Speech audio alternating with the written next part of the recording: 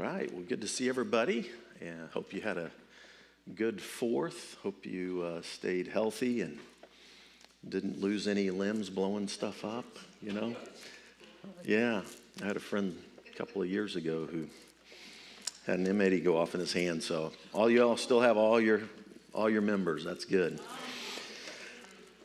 Well, we're in a series called Adventures in Faith. We've been looking at the parables of Jesus, and there's always an element of risk as it relates to living out love in action. Jesus' parables are always a call to some kind of action rooted in love. Every step that we walk with Jesus is a step of faith and a step of love. And so we've been looking at a bunch of the parables, and today we're going to be looking at one called the parable of the great banquet out of Luke chapter 14. So we're going to be talking about food today. Hey, how many of you like food? Way too much. How many of you would consider yourself a foodie, that you like food so much that you become very, very specific in how you cook your food, how you prepare your food, where you get the ingredients from, and then how you put it all together, and then how you serve it, and who's at the table. Yeah, so many different elements. I'm not a great cook. I'm a good griller outer. Like I have a green egg, and I love my green egg, and I love to grill stuff. So I'll have people over and grill sometimes, but I don't do much in the kitchen. But I got hooked on one food show several years ago that was done by Anthony Bourdain. Do any of you remember the Anthony Bourdain? And it was called Parts Unknown. Parts Unknown. Anthony Bourdain, Parts Unknown. And he was a master chef. He was a chef in Manhattan for years. He wrote a book. But then he ended up doing like travel, food, and culture show. And it was picked up on different networks. But I used to just love, he would go into any place on the planet and then kind of unearth not only the culture and the history of the place, but how the culture and the history tied into the food that was served at different regions all over the world. And it was just fascinating. And I loved him because he was so off the wall and kind of zany, a little bit, and very much an adventurer. And I was so sad. He was actually filming in France in 2018. And I think he was wrestling with depression and stuff. He ended up taking his life. And so I was just so bummed out when that happened.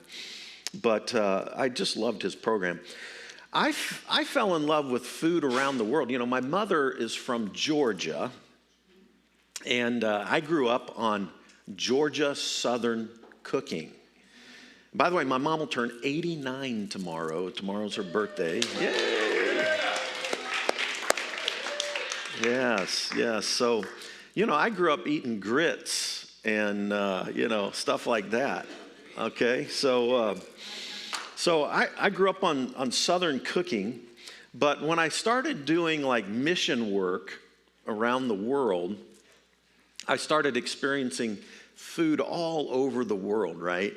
I have had food on 5 of the 7 continents now.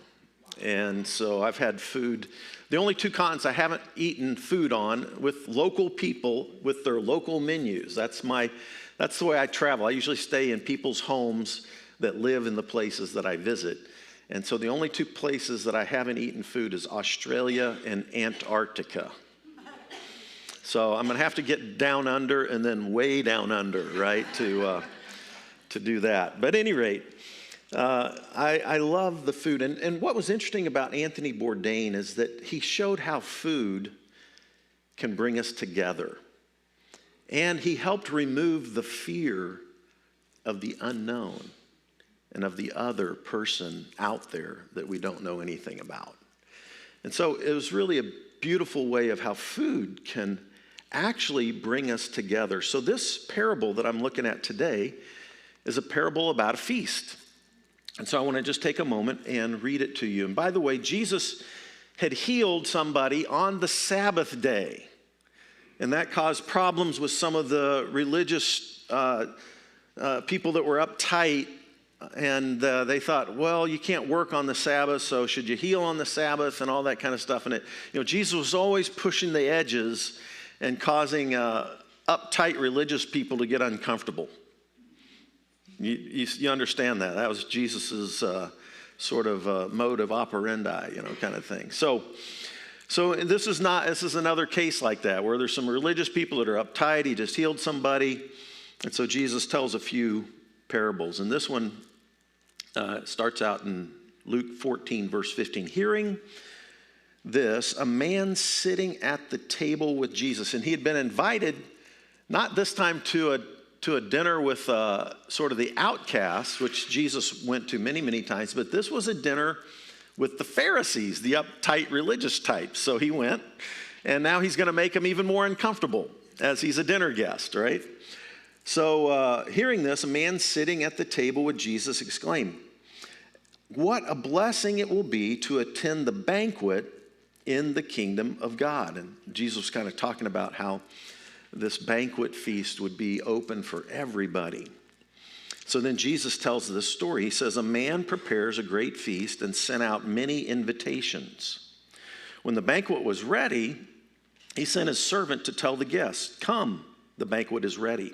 So the idea here is that the invitations were sent out. Some people, people accepted the invitation, but then when it was actually ready to be served, people start backing out, okay?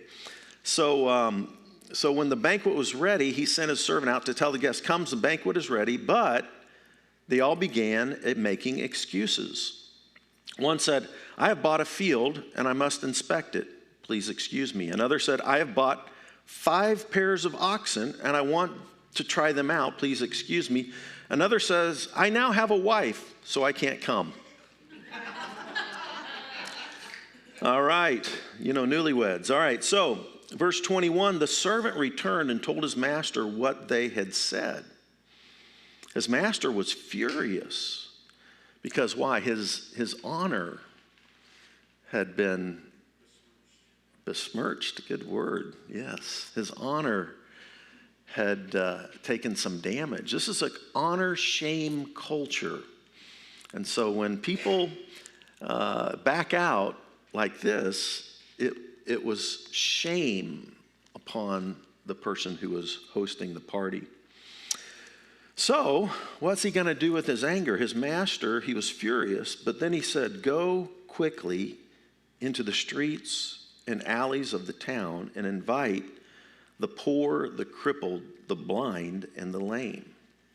After the servant had done this, he reported, "There is still room for more." So his master said, "Go into the country lanes and behind the hedges and urge everyone you find to come, so that the house will be full. For none of those I first invited will get to even taste my banquet."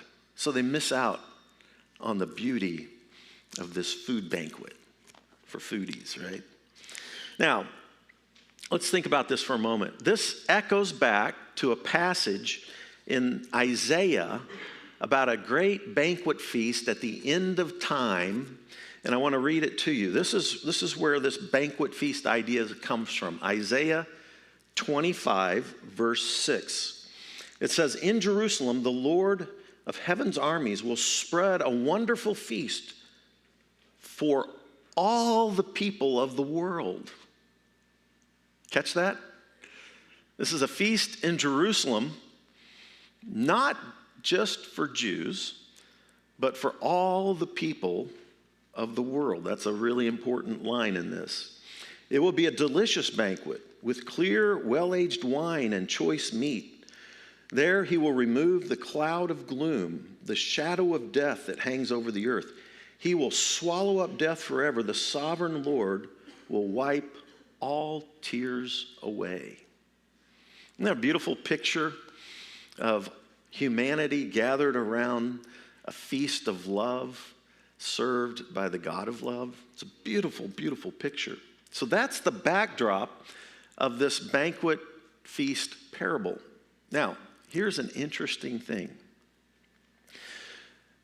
there were some Jewish people who, over the course of time, began to feel, they were persecuted by other nations, all kinds of reasons for this, but there were some teachers in the Jewish law that began to be very exclusive.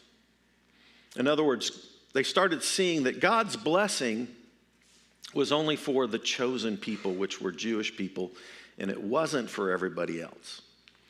Now, this was, I think, a bad misinterpretation of the heart of God, because if you go back to when God first spoke to Abraham, he called Abraham, right? Abraham was chosen, but then when you're chosen by God, you're chosen to serve and be a blessing to everybody. So all of us are loved by God, chosen by God, but then we're called to serve, because he said to Abraham, you will be a blessing to all nations. That was the very mandate put upon Abraham. And it's in a command form. It actually says, be a blessing to all the nations. Not just, do it every now and then, but like this is one of your core things, is to be a servant and a blessing to everybody, right? But there were some Jewish teachers who began to think the choosing of God is an exclusive thing and it excludes other people. So this passage in Isaiah about the banquet feast where everybody's welcome began to be reinterpreted by certain Jewish people. So like in the Targums, which were the Aramaic translations of the Hebrew Bible, the Targums sometimes would take liberty with the translations, and the Targum said that everybody would be invited, but then when the Gentiles show up, they'd be cursed. So it's like the banquet was a trap to bring people in and then curse them. There's the same story in Enoch, and the same thing happens. The Gentiles come, but they're destroyed. And then in the Qumran community, in the Messianic rule, one of their things, it says that everybody's welcome from the Jewish tribe, but if you are crippled, blind, lame, you can't come. So people started taking this Isaiah passage where everybody's welcome, and then they started saying, well, actually not everybody's welcome. These people aren't welcome, and these people aren't welcome. And if you've got a disabled body or a blemish, then you're not welcome either. Let's remember, in the ancient culture, and even what Jesus encountered many, many times, was that if you had some kind of a disability, it was considered it was your fault, you had sinned, or somebody in your family had sinned, or somebody in your generation had sinned, and therefore it wasn't like something that is something that we love and include. It's something that we see, oh, you're a sinner, and so now you're excluded. So people with disabilities were considered sinful and excluded because they were considered sinful. Isn't that pretty bizarre thinking? But that was the first century culture thinking. So here's this feast that Isaiah talks about, which is about connection, community, and belonging, and everybody's welcome. But then human beings start othering people and saying, well, they aren't welcome, and they aren't welcome because they're that, and they're that, and they're this, and they're this. And then we start excluding and judging and all of that. So that's kind of the backdrop. So when Jesus tells this parable, the person who first starts, you can imagine, probably a person of some wealth. And he invites who? Who did people invite in a shame-honor culture? If you've got some wealth and money, who do you invite to your party? Yeah, other people with wealth and status. And your own honor is based on who shows up. So like if people with wealth and honor that matches yours, or people with wealth and prestige that exceeds yours, if they show up, then that adds honor to your ego, right? You wouldn't invite outsiders who don't fit your wealth and prestige because they would detract from your honor and bring shame upon your name. That's the culture that this was going on in. So this is an us-them culture. Rich, poor. We could Jew, Gentile.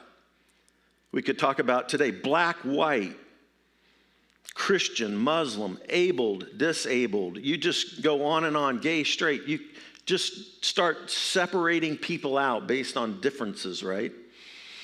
And that was kind of the culture that this parable is set in.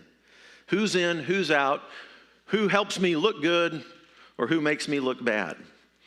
And then it's very transactional because like if you invite somebody rich to your place, then what's expected in return? Yeah, you get invited to their party, right? And so it's all about sort of this insider kind of transactional, you pay to play, and you only hang with those who make you look good and look better. And it's all very external in terms of appearance and all of that kind of stuff. So incredibly transactional, pay to play. And then if you feel like your honor has been besmirched, what do? In that ancient culture, well, you retaliate. You get back. So it's interesting, he invited the guests, and then the guests, boom, boom, boom, start backing out. The first guest says, well, hey, I bought a field, I need to go inspect it. Do you realize this is a BS excuse? Because everybody knows you inspect the field first, then you buy it, right?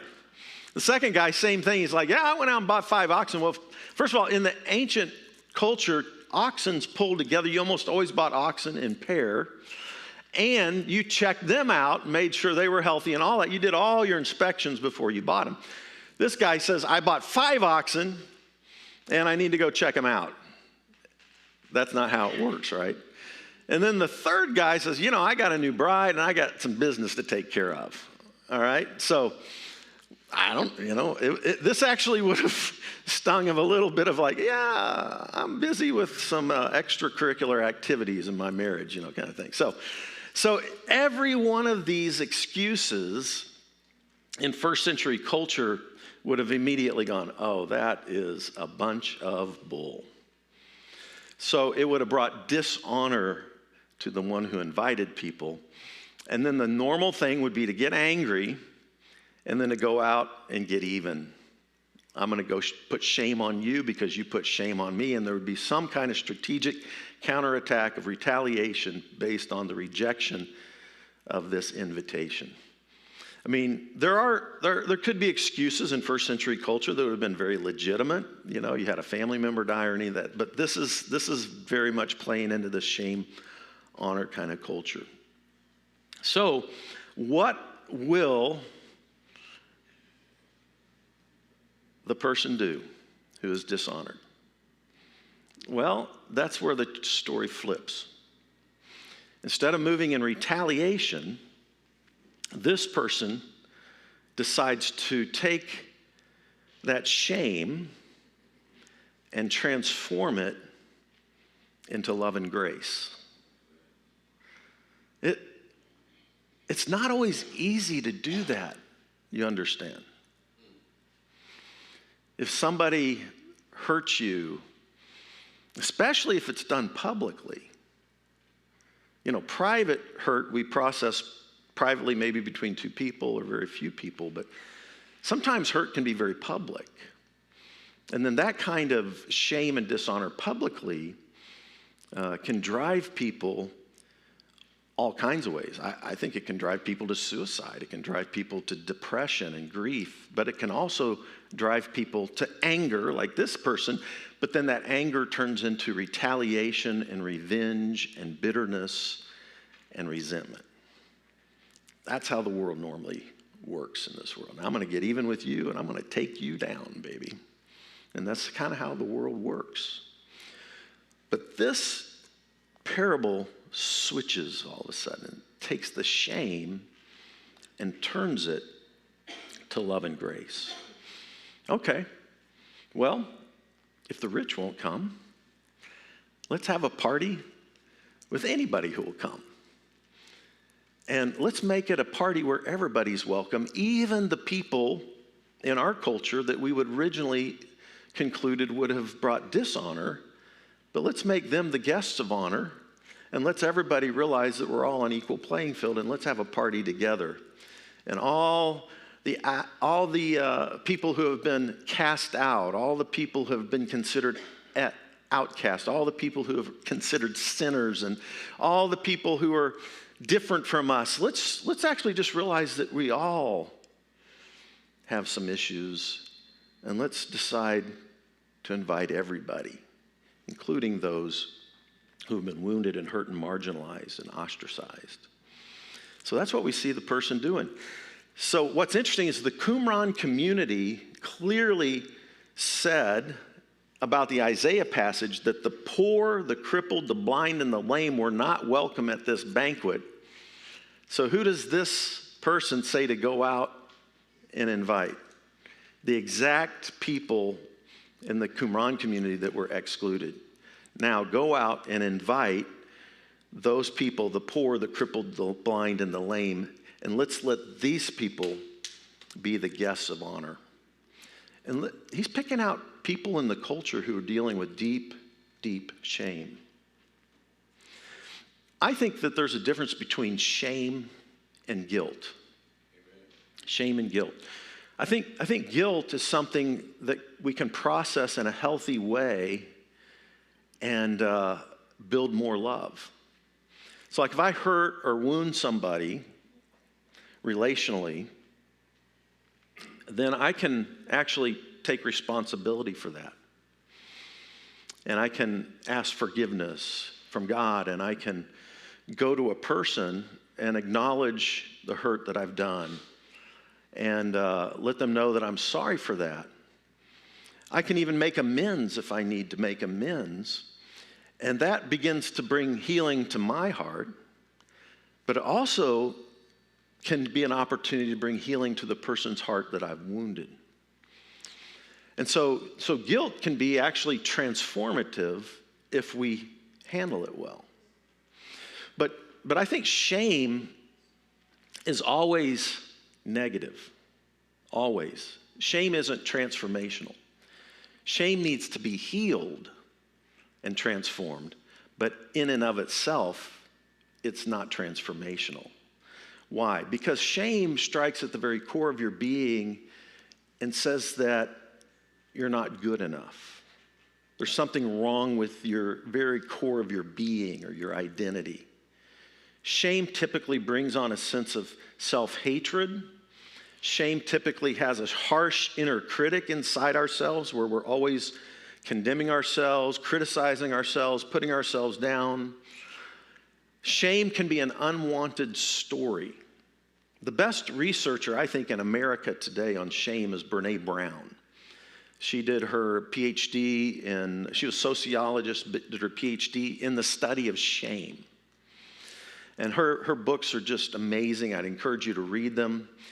But she talks about shame striking at the very heart that says, you're never good enough. You're never a good enough mom, never a good enough dad, never a good enough partner, never good enough friend, never good enough lover, never good enough, never good enough. All of the things that we condemn ourselves for. And if you've gone through abuse of any kind, that the shame of that unwanted story, if you've ever been a sexual abuse victim or a physical abuse victim or any number of things, or if you've ever been ostracized by society and cast out because of, you name it, your physical or abilities or disabilities, or your sexual identity or who you love, or it could be you're different than the other people that are in the culture that you're in. I went to high school here in the Northland, and it was almost an all-white high school, Park Hill High School in the 70s. But I had basically 3 families that were black. And they were good athletes, and I was an athlete, so we all got along great, right? But I never talked to them about what it was like to be black in an all-white high school and what their experience and how their experience might have been different than mine. So there's all kinds of dynamics that we can think about, but if you really look at what Jesus is doing here, if you think about diversity and equity and inclusion and accessibility for people who have certain disabilities, I mean, Jesus is really trying to show that all of us are loved by the Father, and the taste of the banquet that the people miss out on if they don't come is the taste of radical love and radical grace. You see, at the very core of your being, if you read Genesis 1, it says that you were created in the image and likeness of God. So that means at the very core of your being, you're a person of worth and value. That God sees you as a child whom God loves. At the very core of your being, you are loved and you are a person of worth. Why? It's not because we earn it. It's not because we do great things and we achieve it. It's because the love of God is so overwhelming that it forms the shape and core of who we are at our very being. At the core of our being, we are people made in the image and likeness of God. And we are loved.